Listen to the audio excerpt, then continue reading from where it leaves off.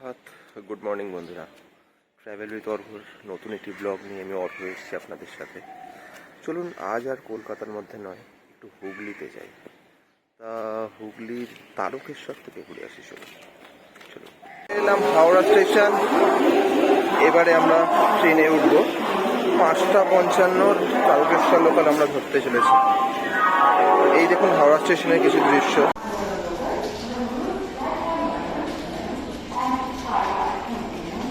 ঘড়িতে সময় 5:29। 5:55 লোকাল হাতে এখনো কিছুটা সময় রয়েছে। 1 নম্বর প্ল্যাটফর্ম থেকেই রওনা দেবে এই ট্রেন। এখনো ট্রেনও স্টেশনে এসে পৌঁছয়নি। দেখুন আমরা একটু অপেক্ষা করে যাই।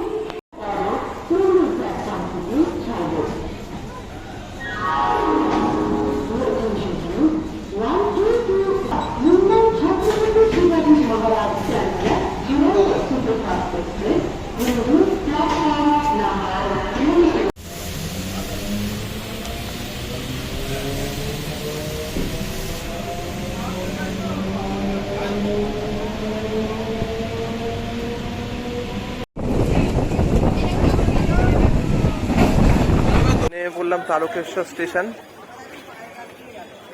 এবারে দেখুন এই হচ্ছে তারকেশ্বর। এবারে আমরা এগিয়ে চলেছি মন্দিরের পথে।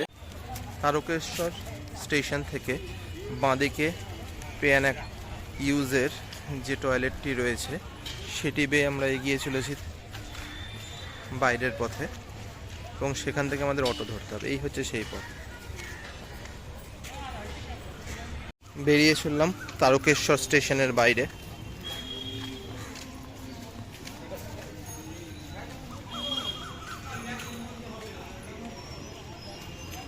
তারকেশ্বর স্টেশনের বাইরে জাস্ট বিপরীত দিকেই এখানে রয়েছে এরকম অটো এবং টোটো স্ট্যান্ড।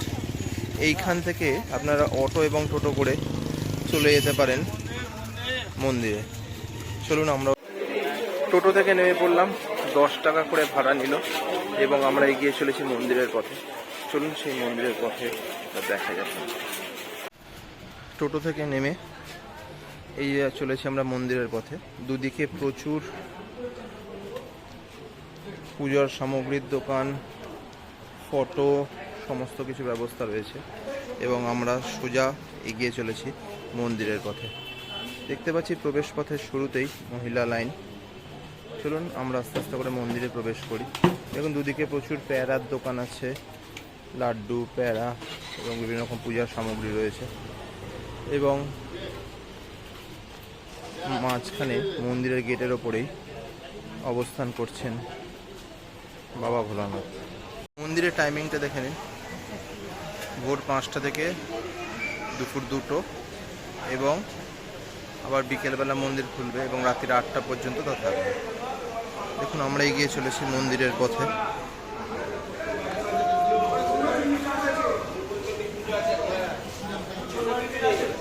প্রচুর জনসমাগম ঘটেছে এখানে। এখানে জলের ব্যবস্থা রয়েছে বাবার মাথায় জল ঢালবার জন্য। দেখুন অনেকে স্নান করে জল সংগ্রহ করে নিয়ে যাচ্ছে।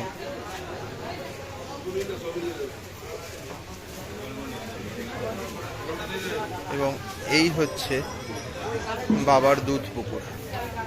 এখানে স্নান করে জল সংগ্রহ করে মানুষ চলেছে পূজার উদ্দেশ্যে। এই হচ্ছে সেই দুধ পুকুর।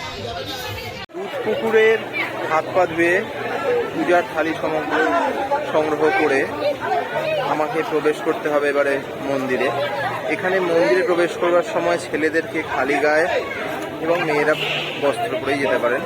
তা যে আমি এখানকার নিয়ম অনুসারে খালি গায়ে হয়ে গেছি। এবারে মন্দিরে প্রবেশ করবার পালা। এই হচ্ছে মন্দিরের প্রবেশদ্বার। এর ভিতরে অবস্থান করছেন বাবা। এখানে প্রবেশ করে আপনারা বাবাকে জল ঢালতে পারেন এবং আমরাও সেই পথেই চলেছি।